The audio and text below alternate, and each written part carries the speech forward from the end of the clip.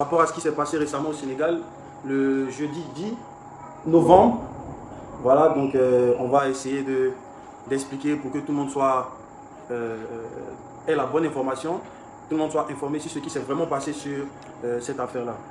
Parce que nous autres, quand on vit ce genre de situation, on a les moyens de régler ça facilement.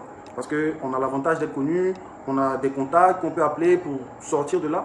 Mais ceux, par exemple, des Ivoiriens, je parle plus du cas Côte d'Ivoire, Sénégal, la relation entre les Ivoiriens et les Sénégalais. Nous qui avons le bras long, comme on dit, on peut sortir de ce genre de situation. Mais par exemple, la maman qui s'est débrouillée pour arriver à Dakar pour faire son petit commerce, ou bien un petit Ivoirien qui allait se chercher, étudiant quelque part à Dakar, s'il a un problème, comment lui, il sort de ça? Puisque lui, il n'a pas tout ce que nous, on a. Donc je pense que quand ça nous arrive, si ça arrivait à une personne publique comme nous, on peut dire qu'on a le devoir de dénoncer ça. Et c'est ça aussi un artiste, c'est ça aussi le rôle d'un artiste. Bref, c'est pour un peu introduire le pourquoi de... Et on va replacer encore. Non, mais quand c'est comme ça, c'est bon. Eux-mêmes, ils renversent leur téléphone. Parce que quand on va remettre, ça va renverser. Il faut peut-être voir dans les commentaires aussi, il y a des gens qui disent. Donc, on va commencer. Je vais commencer par expliquer. Le jeudi 10 novembre, on arrive sur Dakar. On atterrit à 23 h, je me rappelle. Donc, moi, comme je suis devant, je suis en business, je passe tranquillement faire mes formalités. Quand on arrive au checkpoint, quand tu arrives, on te demande, d'habitude, on demande de mettre les empreintes, on te fait faire les photos et tout. Donc, j'arrive à l'aéroport de Dakar, je dévance mon équipe, puisque j'insiste que j'étais devant en business. Et eux, comme ils étaient en écho, j'étais parti avant eux. Le monsieur qui me reçoit, il me demande l'hôtel à laquelle je vais être. Donc je lui dis que je ne connais pas parce que d'habitude, j'ai l'habitude de voyager dans tous les pays où je suis parti. On ne m'a jamais demandé, vraiment insisté pour que je donne l'hôtel. Parce que ce n'est pas moi qui ai discuté du contrat et tout, donc je ne sais pas. Donc j'ai dit, monsieur, vraiment, je ne sais pas. Il m'a dit, mets-toi sur le côté. Je me mets sur le côté comme le monsieur m'a demandé, en attendant que le reste de mon équipe me rejoigne pour continuer les formalités. Je suis là, j'attends, il prend un premier passager, un deuxième passager, troisième passager. Tranquillement, il continue ses enregistrements. À un moment donné, le monsieur me dit, il se lève un coup, hé monsieur, quittez là. Monsieur, quittez là. Étonné dans ma position, puisque c'est toi-même qui m'a dit de me mettre sur le côté où je suis. Donc là encore, tu te lèves, tu me dis, hé monsieur, quittez là. Donc je suis étonné, je lui demande, mais monsieur, vous avez un problème avec moi? Je n'ai pas fini la phrase. Le monsieur sort de sa cabine, il vient, il me pousse. Il me pousse devant tout le monde. J'étais tellement choqué, j'ai rien dit, j'ai baissé la tête. C'est les gens qui étaient là en train de faire leur check. Donc je prie aussi peut-être que ceux qui étaient présents aient la force aussi de venir témoigner pour essayer aussi d'éclairer les personnes qui n'étaient pas là. Mais bon, ça c'est pas grave. Donc c'est eux qui disent que, ah mais monsieur, c'est quand même, c'est un artiste et tout, on n'a pas le droit de le pousser, tout ça, machin. Le monsieur retourne en cabine. Je ne l'ai pas insulté, je ne lui ai plus adressé la parole. Quand il m'a poussé, je ne l'ai pas poussé. Tout ce que j'ai fait, j'ai baissé la tête en attendant que mon équipe arrive parce que c'était la honte. Vous connaissez, on est dans un endroit public, on te pousse comme ça, c'est bizarre. Donc j'attends mon manager. Donc quand j'ai vu mes managers, mon vieux père Rodrigue, dès que je l'ai vu, parce que lui il faisait la queue là où on fait pour la classe éco. Donc moi j'étais en business pour ceux qui avaient le biais business. Donc il vient à mon niveau, je l'informe, je dis ah mon vieux, voilà ce qui s'est passé, voilà ce qui s'est passé. Il dit ok, il approche le monsieur, il lui demande mais monsieur qu'est-ce qui s'est passé puis vous avez poussé KS, et l'artiste, je ne sais pas ce que tu as dit mon Dieu. Donc le monsieur lui dit, il faut aller lui demander, va demander à ton frère. Il ne lui a pas demandé d'explication, il ne lui a rien dit. Il dit, il faut aller lui demander là-bas. On n'a plus affaire au monsieur. Vu que c'est le chef de mission, il est allé voir, essayer de toucher le responsable de la sécurité. Donc c'est là où, mon vieux, je pense que tu es parti vers un autre policier pour essayer d'expliquer. Je pense qu'il est donc expliqué. Quand on le refoulait, en fait, c'est comme si, c'est qui disait là même là. Ça n'avait pas de sens. Genre, quelque part on t'a poussé, et puis bon, on a poussé, donc on a alerté l'aéroport parce que toi on t'a poussé, ou bien toi on a poussé ton artiste, tout ça, tout ça. Donc moi après je viens et je dis mais monsieur, on m'a réellement poussé, si vous voulez, vous pouvez voir les caméras de l'aéroport, le monsieur m'a poussé. Il nous dit clairement que c'est lui qui décide si on doit regarder, tu te rappelles non? Que c'est lui qui décide, tant que lui n'est pas donné son ok, on ne peut pas regarder les vidéos d'aéroport. Je dis oh, mais monsieur ça c'est pas normal. Bon on vient vous signaler qu'il y a quelqu'un qui a été poussé. Moi pour moi même c'est, je dis, c'est quand même un service même qu'on vous rend. Peut-être même vous n'êtes pas au courant. C'est comme tu arrives dans un restaurant, tu demandes au serveur la nourriture cuite à quelle heure, et le serveur te dit je ne suis pas cuisiné monsieur, et puis qui devant toi. Et toi tu vas voir le responsable pour dénoncer que ah voilà comment le serveur m'a parlé. Moi, pour moi, j'ai envie de rendre service même à l'aéroport parce que c'est pas concevable qu'un aéroport international, on puisse pousser un client, un passager. C'est pas normal. Même, c'est même pas côté KS même, c'est côté passager. Passager qui est venu, qui a fait l'effort d'être en business pour un minimum de respect, monsieur. Donc, en étant en train de parler, il y a un autre agent qui est venu qui a demandé mon passeport.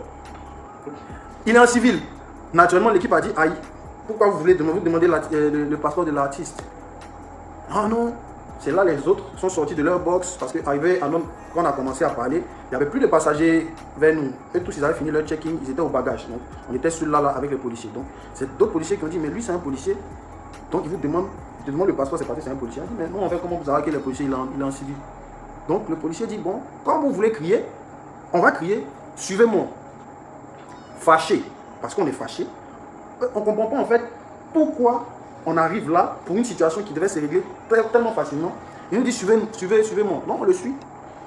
Moi, lui et l'autre absent. On arrive devant le bureau. Le monsieur nous demande d'entrer. Il me demande d'entrer. Il dit, monsieur, rentrez. C'est là où l'équipe dit, bon, on veut rentrer. Il me dit, non, mon seul. Il dit, pas avec mon équipe. Moi seul, je rentre dans le bureau, au milieu de tous les policiers qui sont fâchés là, de rentrer. Naturellement, on a pris peur. L'équipe a pris peur. Non, monsieur, vous ne pouvez pas demander à l'artiste d'entrer plus seul dans le bureau. On est ensemble. S'il y a quelque chose à faire, on s'assoit ensemble. On est ensemble. Vous ne pouvez pas détacher notre artiste des trucs. On ne sait pas ce que vous allez lui faire. Bon, je pense que c'est normal, c'est un sentiment normal parce que déjà même depuis on est arrivé, comment vous vous comportez, on ne peut pas vous faire confiance. C'est à la police de rassurer. C'est à vous de nous parler d'une manière où on se sent en sécurité. Là, comme ça, quand vous allez nous dire entrez ou même faites quelque chose, on va faire sans réfléchir. Bref. Donc, j'ai senti que les esprits commençaient à s'échauffer. Donc, j'ai dit filmez.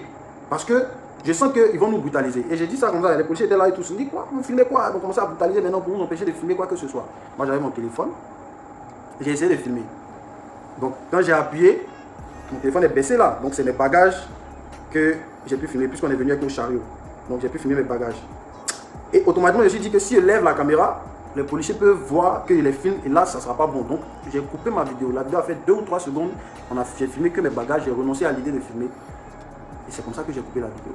Les policiers, juste après ça, sont venus m'attraper, me tirer. L'autre a pris mon bras, l'autre a pris mon pied, l'autre a pris...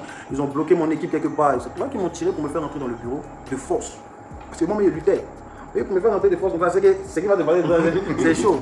Donc, je rentre dans le bureau. Dès qu'ils me font asseoir sur le fauteuil, bam, le premier coup. Ici. Bam, le deuxième coup. Ici. Donc, je lève la tête, je suis choqué. Parce que pour moi, ils n'allaient pas oser. Donc, ils me tapent. Et je dis, mais monsieur, vous êtes en train de taper. Là, il me tape encore. Là, il a voulu me lever. Il me fait asseoir. Il me tape encore. Donc, je suppose que c'est pour me calmer. Peut-être que c'est parce que aussi, j'étais trop euphorique. Donc là, je me calme. Ils ressortent. Ils vont voir mon équipe. Mon équipe, donc ça parle derrière, tout ça, machin. J'entends les bruits, tout ça. Moi, je suis dans le bureau, choqué d'abord pour cette première scène. Parce que je vous rappelle que c'est juste parce que le policier au comptoir, dans le box, m'a dit, monsieur, quittez là. Et comme il ne m'a pas parlé avec courtoisie, il m'a parlé désagréablement. Et je lui ai demandé, vous avez un problème avec moi, monsieur? C'est à partir de là qu'il est sorti pour me pousser. C'est ça qui nous a envoyé là-bas. Hein. C'est pas qu'on n'a encore rien fait. Donc, 10 minutes plus tard, ils me font ressortir. Si je me trompe, vous me dites. 10 minutes plus tard, ils me font ressortir. On me redonne les 3 téléphones que je mets dans ma poche. Donc là, je suis fâché même. Je suis fâché. Il dit, mais parce que ce qui vient de se passer, c'est scandaleux. Donc, on se suit. On se suit avec mon équipe. Arrivé à l'ascenseur. On monte dans l'ascenseur. Je suis avec les policiers. Quand mon équipe veut monter, ils disent à mon équipe non, que prenez les escaliers. Donc mon vieux qui est là, il est en train de t'embêter pour dire non, on ne veut pas dire. J'ai dit mon vieux, il faut les laisser. Il faut prendre les escaliers. On prend les escaliers, on arrive au premier. Quand on arrive au premier, ils font signe. Comment ça s'appelle, le commissaire adjoint, le monsieur Metz, là, un peu grand. Ils font signe qu'on n'a qu'à caler les personnes qui vont venir. Donc déjà, j'ai compris ça. On arrive, on avance, je ne vois pas mon équipe derrière. Donc je m'arrête un moment parce que je suis vraiment inquiet, j'ai peur. J'ai dit, mais monsieur, je ne vois pas mon équipe derrière. Il dit, tu seras le seul à répondre de tes actes. Tu seras le seul responsable, tu seras le seul à répondre de tes actes. Jusque là, je me demande bien quel acte j'ai posé. Parce que la seule chose que j'ai eu à faire, c'est de signaler, de dire, ah, il m'a poussé. Jusque là, c'est à moi qu'ils ont parlé comme un chien. Ils ont dit, monsieur, quittez là. C'est moi qu'ils ont poussé. C'est moi qu'ils ont brutalisé pour entrer dans le bureau. Et c'est moi qu'ils ont giflé. Donc, je ne sais pas de quel acte vous parlez. Bref. Donc, ayant toujours peur, je lui dis, mais monsieur, tout à l'heure, j'étais seul avec vous, dans un bureau, vous m'avez tabassé. Et je ne vois pas mon équipe me dit d'avancer, il va répondre. Je ne sais pas ce que vous partez me faire là-bas. Il dit, voilà ce qu'il a dit, il y a 1001 manières de te faire rentrer dans ce bureau-là. Donc je te conseille de nous suivre, mon frère. Je vais suivre, ou bien, tranquillement, j'ai suivi le monsieur. On arrive dans le bureau, je pense que c'était le supérieur ou le commandant, le commissaire de l'aéroport. Donc dans une salle quelque part au premier étage de l'aéroport, à droite là-bas. On arrive, déjà il y a beaucoup de policiers, je suis le seul, je suis là face à un commissaire. Donc il s'est levé, moi pour moi il va m'écouter, il va écouter ce que j'ai à dire. Tout. Il dit, monsieur, vous faites le désordre dans l'aéroport, un agent vous dit de quitter là pour qu'il fasse son travail et vous ne voulez pas quitter là. C'est quoi votre problème? Il a commencé à parler, je ne sais plus trop exactement ce qu'il disait. Et après, je lui ai dit, mais monsieur, il y a la manière. Si tout de suite je vous dis, hé monsieur, quittez là, vous allez quitter. Je ne suis pas un mendiant, je ne suis pas un sorcier, je n'ai pas insulté quelqu'un, j'étais arrêté. Lui-même, il m'a dit de me mettre à côté. J'étais là, lui encore, il se lève, il me dit, mais monsieur, quittez là. Donc, c'est normal que je demande, monsieur, vous avez un problème, moi. Encore là, si je l'avais insulté, on pourrait comprendre. Mais je demande juste, vous avez un problème, moi, vous pouvez parler comme ça. Et il est sorti pour me pousser. Ça là, j'aurais pas dû dire. Parce que, après ça, monsieur le commissaire m'a envoyé des gifs célestes. Oui, il commence à me taper. Je parle un peu, il me tape. Il me pose question, je réponds, il me tape. Quand il ne répond pas, il me tape. Bon, je réponds, il y a un qui dit, mais tu vas pas fermer ta gueule. J'ai fait ma gueule, on me tape. Je dis, mais monsieur, c'est vous qui êtes censé me protéger. Qu'est-ce qu'il a fait en fait? C'est vous qui êtes censé me protéger. Et c'est là où le monsieur qui était en civil, qui voulait mon passeport au début, c'est là où il rentre dans la salle, dans le bureau. Et il dit, mais toi, je te connais, tu es un artiste, tu es KS Blue. Alléluia. Pour moi, c'est la libération. Pour moi, quand il a dit ça, ils vont se rendre compte en fait que jusque-là, je n'ai pas parlé de qui je suis ou bien qui... Non, non, non, non. Moi, je suis juste un passager. Je veux signaler qu'il y a quelqu'un qui a poussé, quoi, c'est tout. Donc pour moi, là, il va dire, ah, mais monsieur l'artiste, vous aussi, comment vous pouvez faire ça? Vous êtes un artiste comme ça? C'est là. Pour vous dire, franchement, c'est la partie qui m'a le plus choqué. C'est là où il a commencé à bien me frapper. Parce qu'il dit, c'est quelle musique il fait? Ok. Après, il dit à son, je sais pas, son collègue, faites-le descendre, il va comprendre. Outrage à la police, un policier te dit de quitter là, tu ne veux pas quitter là. Tout ça, mon chien, tu vas comprendre, tu as fait 5 ans ici, on est au Sénégal, on t'apprend la discipline, tu es indiscipliné. Moi, il a dit ça, donc on sortait du bureau. Et quand on sortait, il m'a dit de revenir, de lui donner mes téléphones. Je lui donne mes téléphones. Il me demande le code, je mets mon code. Et il me dit, il a vu la vidéo. La vidéo, si vous vous rappelez, au début du direct, je vous ai dit qu'il y a un moment où j'ai voulu filmer. Mais quand j'ai appuyé, j'ai vu que c'était une mauvaise idée, j'ai coupé la vidéo. Mais je n'ai pas eu le temps de supprimer puisque après, bon, il y a eu tout ça. Donc il a vu la vidéo où j'ai filmé mes bagages, j'ai essayé de les filmer. Et il me dit, ça c'est quoi? Je lui ai dit, monsieur, bon, on m'a demandé de rentrer dans le bureau. J'avais peur. Comme les agents commençaient à vraiment s'énerver, donc naturellement, pour avoir des preuves au cas où il y a agression, j'ai voulu filmer. Pour pas peur, pour me protéger, pour montrer une preuve que j'étais agressé. Vous avez osé filmer un agent en plein service, boum, dans mon visage. Vous avez, j'ai dit monsieur, boum, dans mon visage. À un moment, je ne parlais plus, j'attrapais mon visage. Quand j'enlève, il me tape. Quand je lève, il me laisse. Quand j'enlève, hey, donc, mais il n'y a pas eu de coup de poing. Il n'y a pas eu de coup de poing, vraiment, il n'y a pas eu de coup de poing. C'était vraiment dans le visage, ici, sur la bouche, quelque part ici, voilà. Mais je pense que c'est parce que quand même, j'ai coopéré. Si j'étais joué les zélés, ça n'allait pas manquer de voir des gondos sur moi ou bien la lèvre pétée et tout. Bref, donc quand il finit de dire ça, il dit à son collègue, faites-le descendre, il n'a qu'à attendre. Le premier vol qui vient pour Abidjan, le remet dedans, le rapatrie, il va retourner dans son pays, il va comprendre. Donc, le monsieur avec qui je suis, on se suit. Et il lui fait comprendre que si je fais quelque chose de bizarre, leur donne l'autorisation de me casser la figure. Bon, les amis, mine de rien, je cherche encore là où peut-être j'ai dû faire quelque chose de travers. Je cherche, mais je ne vois pas. Si vous me dites ce que j'ai pu faire, ou peut-être qu'on m'a dit quitte là, on m'a parlé comme un chien, je ne suis pas quitté, peut-être c'est ça mon péché, ou bien. Donc on descend, je revois mon staff. Bon, traumatisé, choqué, parce que je ris aujourd'hui, mais c'était traumatisant quand même. je revois mon staff et mon manager m'approche. Petit, c'est comment? Parce que ceux qui nous invitaient, ils sont venus avec les caméras, tout ça, donc ils ont voulu filmer parce qu'ils m'ont revu. Ah, ils pensaient qu'ils revenaient vers eux. En temps, c'est maintenant, partait me faire asseoir pour me faire attendre un avion pour me faire retourner dans mon pays. Donc, traumatisé, le manager vient vers moi, je ne réponds rien. Je n'ai même pas pu parler à quelqu'un, j'ai juste regardé avec un regard vraiment perdu. Donc, on est retourné au premier bureau, là où on était avant de monter chez le supérieur. On était devant le bureau, on m'a fait asseoir là. J'ai dit ok. On m'a parlé, je suis assis là, défilait. Quand un monsieur, l'artiste sénégalais, il s'appelle Guissé. Le frère Guissé, mon tonton soit salué depuis ta position, que Dieu te bénisse. Vraiment, c'est Dieu qui t'a envoyé là, parce que... Donc, il vient vers moi et il me dit que oui, on lui a expliqué ce qui s'est passé, tout ça, et que lui, il est venu pour essayer de voir comment on va arranger, de me calmer. J'ai dit, ah papa, moi je suis là calme, je suis assis ici.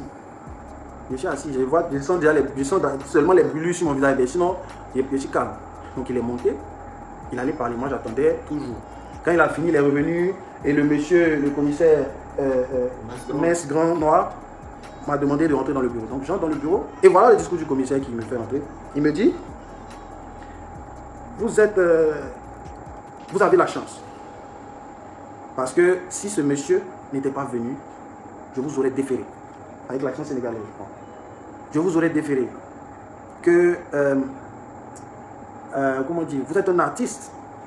Et est-ce que ça serait bien pour vous que demain dans les journaux, on dise l'artiste a été enfermé pour outrage à la police? Parce qu'il dit que moi j'ai insulté les policiers, je suis venu dans l'aéroport, on a commencé à insulter tout le monde, insulter. Bon, peut-être. Tu attends aussi sur la mauvaise personne pour dire ça, parce que moi je vais t'insulter comment? Je ne suis pas de ceux qui vont t'insulter, je vais t'insulter pourquoi? Hausser le ton, oui. Ça je reconnais et je confirme que j'ai haussé le ton parce qu'à un moment donné c'était énervant. On vous explique un problème, et vous avez un problème, vous venez vous faire passer pour des gens qui n'ont pas d'intelligence, tu vois? Donc c'est clair qu'à un moment on a haussé le ton, mais à aucun moment j'ai insulté quelqu'un, à aucun moment j'ai agressé ou bien tapé quelqu'un, jamais. Donc il dit indiscipliné, et que la seule condition pour que lui, il me laisse sortir de l'aéroport, c'est de faire une décharge écrite où je dis que je reconnais mes torts et que je présente des excuses à la police de l'aéroport. Mes frères, il était 3 h du matin. Je suis arrivé à 23 h. J'ai vécu tout ça là. On me dit la seule condition pour que je sorte, c'est de signer papier pour dire que je reconnais mes torts. Tu n'as pas signé le papier là. Signer de quoi? Tu n'as pas signé le papier là. Non, honnêtement, tu n'as pas signé le papier. J'ai dit, quand il a dit, j'ai dit, où est la feuille, où est le stylo? Le stylo est là. Il m'a donné le papier, je lui ai dit. Et le monsieur, l'artiste était là, il a dit moi, je lui ai dit, tout ce que vous voulez que j'écrive là, dites, moi je vais écrire. C'est là, il a dit, mets ton nom, mets ta date de naissance, mets ton, je sais pas, nom de ton papa, nom de ta maman, et dis que je me suis très mal comporté et que je reconnais mon tort. Ouais, nous là, demander pardon, c'est rapide. Donc il n'y a pas de problème. J'ai fini d'écrire, et là, c'est là où ça va se gâter, c'est qu'il me dit, mais est-ce que sincèrement, sans contrainte, tu reconnais que tu as tort? Mon frère, monsieur l'agent, de répondre quoi? Ouais. De dire quoi? Que je ne reconnais pas, monsieur, quand même. Donc, tellement j'étais fâché, j'ai pas pu dire je reconnais mon tort. J'ai dit je reconnais mon tort d'une part. Il y a le d'une part qui est sorti derrière. Il dit comment? J'ai dit je reconnais mon tort d'une part. Bon, je ne sais pas pourquoi j'ai dit ça, mais je ne sais pas. Mais, ok. C'est là où j'ai fini de signer. Il m'a dit mets la date du jour, j'ai mis la date du jour. Et le monsieur qui m'a parlé mal là, et qui m'a poussé, et à cause de qui on m'a fait tout ça, il était assis devant, et il était là durant tout le processus. C'est-à-dire quand on m'a frappé en bas, il était là. Quand son supérieur m'a frappé en haut, il était là, il regardait. Il n'a pas dit un mot. Il me dit de présenter des excuses au monsieur. J'ai dit monsieur, je vous présente mes excuses. Je suis désolé. Pardon. Il dit ok. C'est là où nous ont fait sortir de l'aéroport, c'est là où j'ai revu mon équipe et tout. Donc en vrai, voilà l'histoire de ce qui s'est passé au Sénégal. Moi, après, vraiment, sachant que une fois, il y a un truc qui s'est passé au Cameroun, on est venu parler de ça ici et on voit ce que ça a créé. C'est mon deuxième direct. Moi, je ne fais jamais de direct ici. C'est mon deuxième direct. Le premier direct, c'est le Cameroun. Le deuxième direct, c'est pour l'affaire Sénégal. Vraiment, on aurait pu gérer ça doucement, continuer notre carrière doucement. Mais quand on a eu écho de ce qui se fait à l'aéroport, parce qu'après on a vu l'ambassade, on a entendu un peu les témoignages des gens en ville, on dit que c'est récurrent. On dit que c'est récurrent. Et même, petite précision, la dame de judo, il y a une délégation de judo de Côte d'Ivoire qui venait d'arriver. Ça dit quand le monsieur a fini, c'était, je sais pas, avant ou après, quand il m'a poussé, juste après, quand il m'a poussé, la dame de judo était en train de faire un autre palabre avec une autre dame dans un autre box là-bas. Parce que la dame l'a appelé Hey, comme un chien, Hey, ou bien, comment on l'appelle ça? Et toi là. Donc elle était fâchée, tu vois. Voilà. Et le monsieur dit, le policier a dit que si je veux, on va regarder les vidéos de l'aéroport, je vais voir que j'ai tort. Dans mon cœur là-bas, je dis Seigneur, montre les vidéos s'il te plaît, monsieur. Tu vois. Tout ça pour dire que c'est inhumain. Si, et moi j'ai un coup de gueule contre les internautes ivoiriens qui pensent que c'est du jeu. C'est à moi, vous-même ça va vous poser des questions. C'est à nous, des personnes avec des relations, quand même une image de mon pays, imprimée dans 2022, hein, ivoirien. Si à moi, on a pu faire ça, mais il y a ceux qui n'ont pas de relation là. Et il y a ceux qui ne savent pas qui appeler. Bon, supposons même que le monsieur, l'artiste sénégalais n'était pas venu plaider. Qu'est-ce qui allait se passer? Il dit qu'il allait me déférer. Et le monsieur, l'artiste sénégalais, a témoigné que quand il est rentré dans le bureau du supérieur, il venait d'envoyer un message pour que les gens viennent me chercher. Pourquoi? Parce que tu m'as parlé comme un chien. J'ai dit, monsieur, vous avez un problème avec moi? C'est pour ça? C'est normal? Tu vois, mon vieux. Donc, vraiment, aussi précisons que je parle que de la police de l'aéroport. Je ne parle pas de tous les Sénégalais. Parce que le monsieur qui est venu me faire sortir, c'est un artiste sénégalais. Après ça, on est allé chez le grand frère, le tonton Awadi. On a mangé le tchèboujen, on a vu un peu la corniche. C'était bien. Donc, ce n'est pas tous les Sénégalais. Et moi, aujourd'hui, je prends sur moi.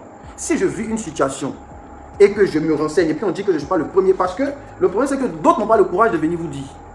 Pourquoi? Parce qu'ils ont peut-être peur pour leur carrière.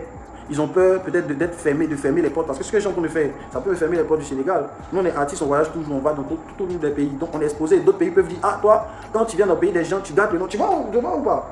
Mais ce n'est pas pour ça que le Seigneur nous a envoyés. Nous, on est des commandos. Je pense que la chanson, là, c'est prophétique quand même. Vous voyez, nous, là, on veut partager l'amour. J'ai les images de celui qui m'a poussé, que je ne vais jamais vous montrer. Lui-même, il ne sait pas qu'on a son image. Parce qu'on ne cherche pas à se faire justice. C'est juste pour interpeller, pour que ça s'arrête, c'est tout. Parce que beaucoup de personnes vont là-bas. Et l'aéroport, c'est la première porte d'un pays. Quand tu veux voir la mentalité d'un pays, il faut voir l'aéroport, comment les gens se comportent. Donc pour moi, le fait que quelqu'un vienne me pousser, déjà c'est très grave. Et que je me dis que c'est parce que peut-être ils ne savent pas que le gars est encore là. Donc moi, pour moi, je vais vous rendre service. Pour dire, ah les gars, il y a quelqu'un qui pousse vos passagers et peut-être que vous ne savez pas. Et c'est ça qui s'est retourné contre nous aujourd'hui. Mais, gloire à Dieu, je suis en vie. On est rentré sur Abidjan depuis le lundi. Mais j'avais plus envie d'en parler, mais la conviction venait toujours dans mon cœur pour qu'on puisse dénoncer ça. Pour ne plus que ça se passe. Messieurs, les commissaires de l'aéroport qui m'ont tapé, c'est pas grave. Mais de grâce, quand des gens viennent vers vous, comprenez que c'est des êtres humains comme vous. Et j'aimerais dire à mes frères ivoiriens qui regardent la vidéo, parce que j'ai vu sur la toile des gens commencer à dire non, c'est parce qu'ici on est hospitalier. Oui, c'est ça. C'est pour ça que Dieu nous bénit. C'est parce que quand tout le monde vient là, on est accueillant. C'est parce que quand tout le monde vient, on considère tout le monde comme nos frères. C'est pour ça que Dieu nous bénit. Dieu bénit la Côte d'Ivoire. C'est pour ça qu'il y a d'autres pays qui sont jaloux. Parce que ici, que tu sois étranger ou pas, si tu rentres en procès que tu as raison, tu vas gagner. On ne va pas dire non parce que c'est contre un Ivoirien. Non, tu es aussi un homme, mon frère.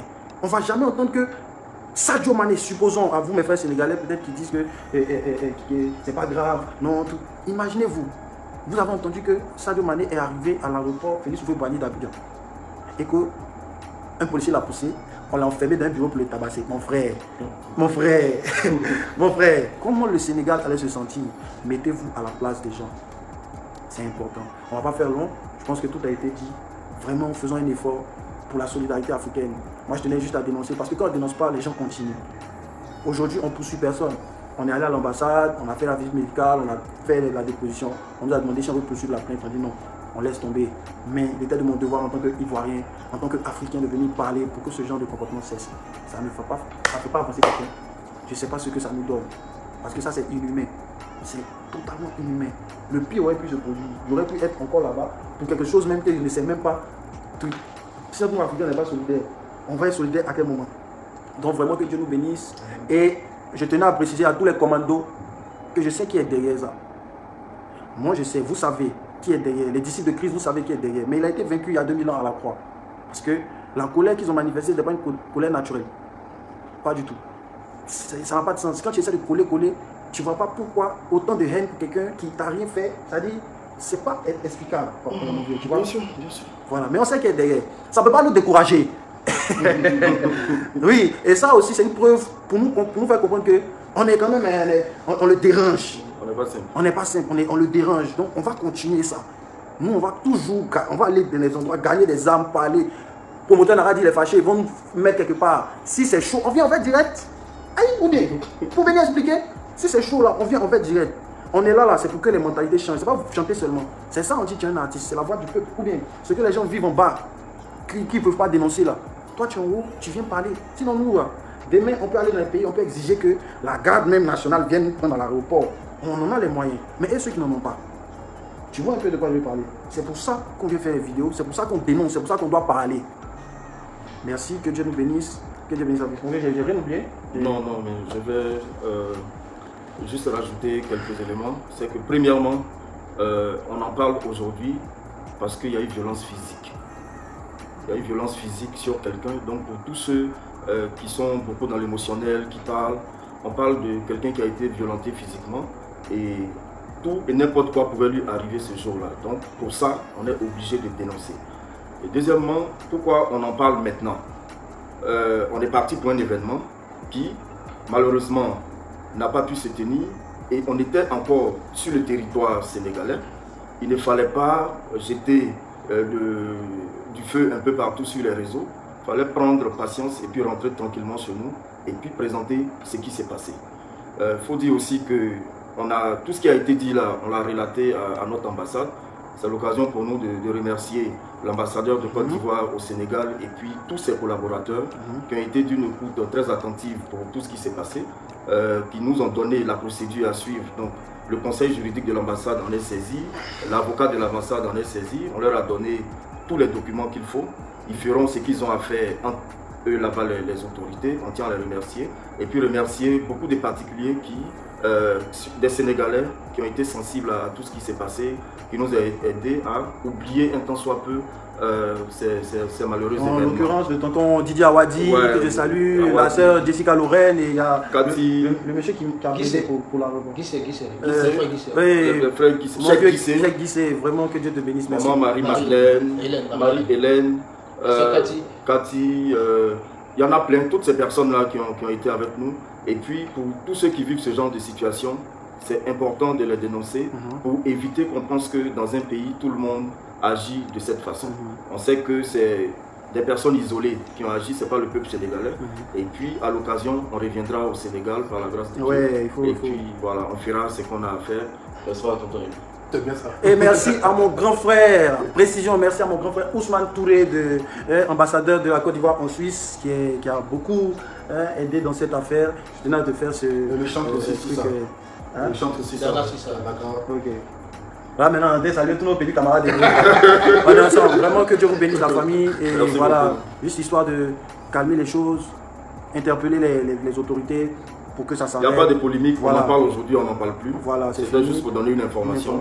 On passe à autre chose, voilà. Chacun va vaquer à ses occupations. Bon, il y en a qui ne croient pas, c'est pas grave.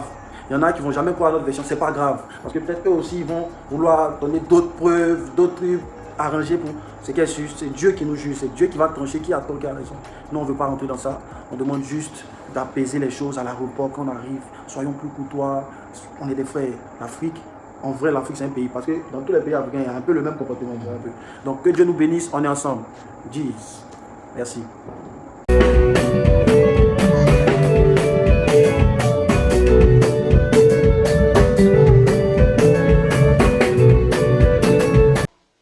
Dieu la sape.